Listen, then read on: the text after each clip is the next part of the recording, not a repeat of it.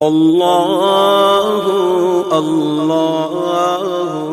السلام علیکم ورحمۃ اللہ وبرکاتہ۔ امید کرتی ہوں آپ سب لوگ خیریت سے ہوں گے اور ایمان کی بہترین حالتوں میں ہوں گے۔ ویڈیو کو سٹارٹ کرنے سے پہلے آپ سے کہنا چاہوں گی کہ اپنے ایمان کو مضبوط کریں، قرآن پاک پڑھیں، سیکھیں، دوسروں کو بھی سکھائیں، کیونکہ آج کل اینٹی اسلامک بکس اور اس کی ریسرچ اور اس کی جو سائیکالوجی ہے وہ اتنے اسٹرانگ ہو چکے ہیں کہ اگر آپ ان کے 2-3 لیکچر سنیں تو آپ کا ایمان گیا۔ اگر آپ اپنی قرآن پاک سے اپنا عقیدہ، اپنا ایمان مضبوط نہیں کریں گے اس کو ترجمے اور تفسیر کے ساتھ پڑھ کر، تو آپ تو مسلمان ہی نہیں رہیں گے ان کے لیکچر سننے۔ تو خدا را قرآن پاک کو ترجمے کے ساتھ پڑھیں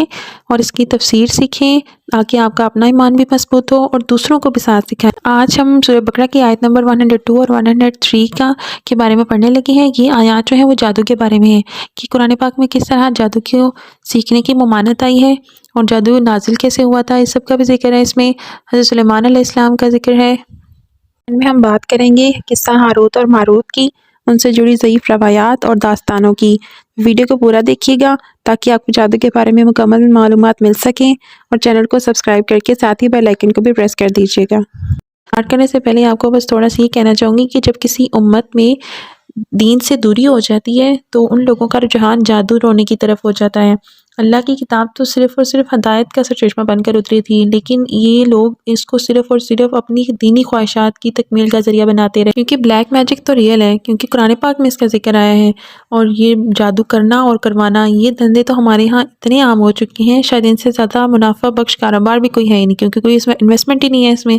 اور نہ ہی کوئی اتنی خاص محنت کرنے کی ضرورت ہے۔ تو بنی اسرائیل کے لوگوں کا بھی یہی حال تھا کہ وہ دین سے دور ہو چکے تھے اور جادو کی طرف ہو چکے تھے، جادو ان میں بہت زیادہ رجحان پکڑ چکا تھا۔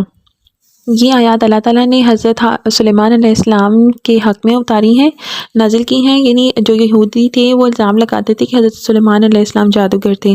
تو ان کا تھوڑا سا انٹروڈکشن دیتی چلوں کہ حضرت سلیمان علیہ السلام حضرت داؤد علیہ السلام کے بیٹے تھے۔ حضرت داؤد علیہ السلام کے 19 بیٹے تھے، جن میں سے ایک حضرت سلیمان علیہ السلام بھی ہیں۔ حضرت سلیمان علیہ السلام صرف نبی ہی نہیں تھے بلکہ بہت زیادہ طاقت رکھنے والے بادشاہ بھی تھے۔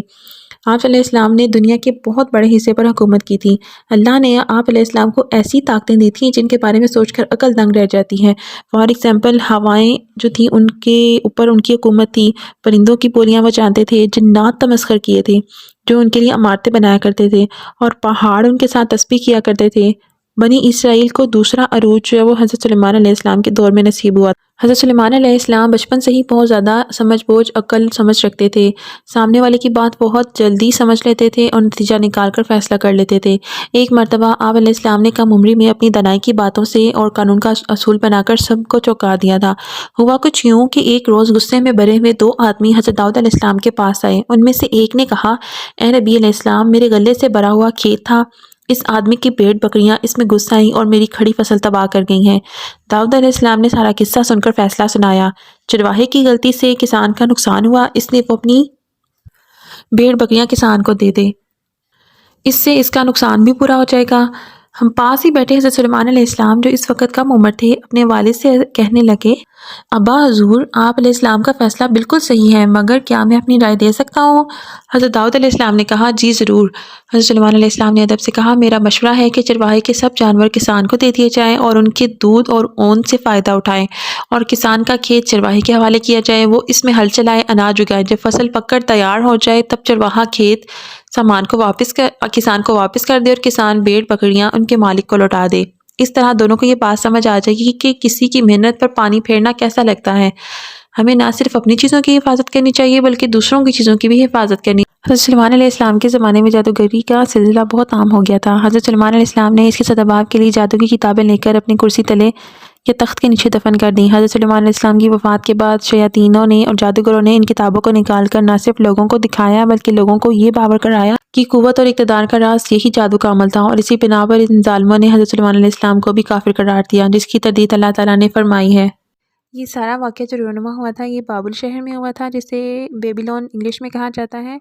بیبیلونیا کی جو تاریخ ہے وہ اس میں جادو وغیرہ کے اثرات بہت زیادہ پڑھنے کو ملتے ہیں، وہاں پر بلیک میجک بہت عام ہو چکا تھا. آج کل بھی جو اسٹرانگیسٹ بلیک میجک ہے وہ یمن میں ہی کیا جاتا ہے. سورہ بقرہ کی آیت نمبر 102 ہے. وا اور اتبعو پیچھے پڑ گئی یا پیروی کرنے لگے، ماں اس کی جو تتلو پڑھتے تھے الشیاطین شیطان، علی پر ملک کی بادشاہت سلیمان کی، وا اور ماں نہیں کفرا کفر کیا سلیمان نے، ولیکن بلکہ شیاطین نے کفرو کفر کیا تھا، یعلمون وہ تعلیم دیتے تھے الناسا لوگوں کو السحر جادو کی، وما اور اس کی جو انزلہ نازل کیا گیا تھا اللہ پر ملکین دو فرشتوں کے، ببالی بابل میں ہاروتا و ہاروت، وا اور ماروتا ماروت پر، وا اور ما نہیں یعلمون وہ دونوں سکھاتے تھے من احدن کسی ایک کو، حتیٰ یہاں تک کہ یقولا وہ دونوں کہتے انما بے شک نحنو ہم فتنۃ آزمائش ہیں، فلا تو نہیں تکفرو تم کفر کرو، فیتعلمون تو وہ سیکھتے تھے منہما ان دونوں سے، ما اس کی جو یفرقون وہ تفریق ڈال دیں، بھی ہی ساتھ اس کے بینا درمیان المرئی شوہر کے، وا اور زوجی اس کی بیوی کے، وا اور حالانکہ ما نہیں تھے ہم وہ بدعارئین نقصان دینے والے، بھی ہی ساتھ اس کے من احدن کسی ایک کو، الا مگر باذن اللہ اللہ کے اذن سے یا اس کی اجازت سے، وا اور یتعلمون وہ سیکھتے تھے ما جو یضرہم نقصان دیتا تھا ان کو، وا لا اور نہیں ینفعہم نفع دیتا تھا ان کو، ولاقد اور البتہ تحقیق، علموا وہ جانتے تھے، لمنی البتہ جو بھی ترہو خریدے گا اس کو، ما نہیں لہو اس کے لیے فی الاخرۃ آخرت میں من خلاقی کوئی حصہ نہیں، ولبئس اور البتہ کتنا برا تھا ما جو شرو انہوں نے پیش ڈالا، بھی ساتھ اس کے انفسہم اپنی جانوں کو، لو کاش کانو وہ ہوتے، یعلمون وہ جانتے، انہوں نے پیروی کی اس علم کی جو شیطان پڑھا کرتے تھے سلیمان کی بادشاہت کے وقت، وہ لوگوں کو جادو سکھاتے تھے، اور جو ان پر نازل کیا گیا تھا دو فرشتوں ہاروت اور ماروت پر بابل میں، وہ انہیں نہیں سکھاتے تھے کسی کو بھی، یہاں تک کہ وہ کہہ دیتے تھے کہ دیکھو ہم تو آزمائش کے لیے بھیجے گئے ہیں، بس تم کفر مت کرو. پھر وہ سیکھتے تھے ان دونوں میں سے وہ شے جس کے ذریعے سے آدمی ہو اور اس کی بیویوں کے درمیان جدائی ڈالتے تھے،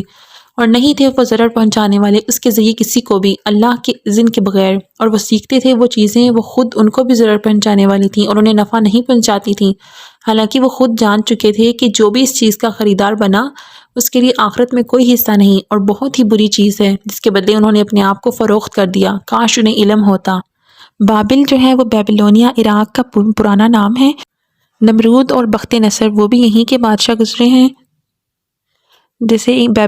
بابل کو انگلش میں بیبلون کہا جاتا ہے. حضرت سلیمان علیہ السلام کے دور حکومت میں بھی جنات اور انسانوں کا باہم میل جول ہونے کی وجہ سے جنات لوگوں کو جادوگری سکھاتے تھے. اللہ تعالیٰ نے لوگوں کی آزمائش کے لیے دو فرشتے ہاروت اور ماروت انسانی شکل میں بھیجے تھے جو لوگوں کو جادو سکھاتے تھے، اور وہ جادو سکھانے سے پہلے ہی کہہ دیتے تھے کہ دیکھو ہم تو آپ کی آزمائش کے لیے ہیں اور ہم سے جادو نہ سیکھو، اگر تم جادو سیکھو گے تو تمہارا ایمان ختم ہو جائے گا، یعنی تم منکر ہو جاؤ گے، کیونکہ جادو جو ہے وہ انسان کو تکبر کی طرف لے جاتا ہے. ہاروت اور ماروت کا قصہ کچھ اس طرح سے ہے جس کی ضعیف روایات ہمیں مسند احمد میں بھی ملتی ہیں کہ یہ دو فرشتے تھے. جب فرشتوں نے اللہ تعالیٰ سے کہا کہ انسان تو بڑا سرکش ہے، تیری نافرمانی کرتا ہے، تو اللہ تعالیٰ نے کہا کہ تم سب سے اپنے جو سب سے زیادہ نیک فرشتے ہیں ان کو لے کر آؤ. تو ہاروت اور ماروت کو پیش کیا گیا کہ اللہ تعالیٰ نے ان میں نفسانی خواہشات اور غصے کو ڈال کر زمین پر انسانی شکل میں بھیجا. جب انہیں انسانی شکل پر زمین میں بھیجا گیا تو ان کی ملاقات ایک زہرہ نامی عورت سے ہوئی. اس عورت نے ان سے کہا کہ اگر تم شرک کرو تو میں تمہاری خواہشات کو پورا کروں گی، تو انہوں نے شرک کرنے سے انکار کر دیا. پھر اس عورت نے کہا کہ تم قتل کرو. یہاں پر جو قتل ہے اس میں کچھ روایات میں ہے کہ کسی بچے کا قتل تھا، اور کچھ روایات میں ہے کہ زہرہ نامی عورت کے شوہر کا قتل تھا. انہوں نے بھی ہاروت اور ماروت نے وہ بھی کرنے سے انکار کر دیا. پھر اس عورت نے ان کو شراب پیش کی. انہوں نے کہا یہ چھوٹے درجے کا گناہ ہے، تو انہوں نے شراب پی لی. اس کے بعد انہوں نے قتل بھی کیا، شرک بھی کیا اور زنا بھی کیا، جن کاموں سے اللہ تعالیٰ نے منع کیا تھا. کہا جاتا ہے کہ اس عورت نے نشے کی حالت میں ہاروت اور ماروت سے اسم اعظم بھی سیکھا، جسے سیکھ کر وہ آسمان پر پہنچ گئی، اور آسمان پر اسے اللہ تعالیٰ نے سزا کے طور پر ایک ستارہ بنا دیا جو زہرہ نامی ستارے سے مشہور ہے. اور ہاروت اور ماروت کا انجام یہ ہوا کہ اللہ تعالیٰ نے انہیں ایک کنویں میں جس میں آگ چل رہی تھی اس میں الٹا لٹکا دیا، اور کہا جاتا ہے کہ وہ آج بھی اس کنویں میں الٹے لٹکے ہوئے ہیں. یہ ضعیف روایات تھیں جو میں نے آپ کے ساتھ شیئر، لیکن جو جاہل تھے جن کا ایمان کمزور تھا انہوں نے جادو سیکھنا شروع کر دیا،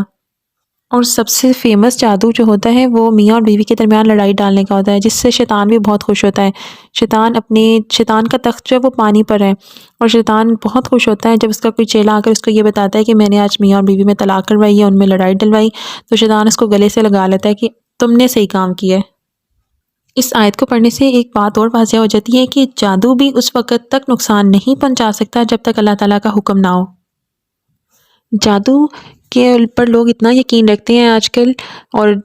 لوگ جادو کرواتے بھی ہیں اور کرنے والے بھی۔ جب کوئی بیمار ہوتا ہے، کوئی پیشنٹ اس کے پاس جاتا ہے اپنے عامل کے پاس، تو وہ بتا دیتے ہیں کہ بھئی تم پہ فلاں نے جادو کیا ہے، یعنی کسی فیملی ممبر یا اس کے ریلیٹیوز میں سے کسی پر شک ڈال دیتے ہیں کہ بھی اس بندے نے تم پر جادو کیا ہے، چاہے وہ بندہ لوگوں کے ساتھ کتنا ہی اچھا ہو، لیکن جب وہ یہ سنتے ہیں اپنے عامل حضرات سے کہ بھئی ہم پر جادو ہو گیا ہوا ہے، اور وہ شک کرنے لگ پڑتے ہیں ان پر، تو اس وجہ سے دوریاں پیدا ہوتی ہیں، اختلافات پیدا ہوتے ہیں۔ تو عامل اور سائل دونوں سے یہ گزارش ہے کہ خدارہ اپنے عقیدے کو مضبوط کریں۔ ہم جادو کی حقیقت سے انکار نہیں کر رہے، لیکن اللہ تعالیٰ نے اس کا اثر ختم کرنے کے لیے معوذتین جو آخری قرآن پاک کی 2 سورت ہیں وہ نازل کی ہیں، انہیں پڑھیں، ان سے اپنا علاج کریں، بجائے اس کے کہ اپنے عامل حضرات کی باتوں میں آنے پر اپنے ریلیٹیو سے کنارہ کشی اختیار کرنے سے گریز کریں۔ نیکسٹ آیت ہے وَلَوْ، اور اگر انہم بے شک وہ آمنو ایمان لاتے، واتقوا اور تقوی اختیار کرتے، لامثوبۃ البتہ بدلے پاتے، من سے عند اللہ اللہ کے پاس سے، خیر اچھا، لو کاش، کانوا وہ ہوتے، یعلمون وہ جانتے، اور اگر وہ ایمان رکھتے اور تقوی کی روش اختیار کرتے تو بدلہ پاتے اللہ کی طرف سے بہت ہی اچھا۔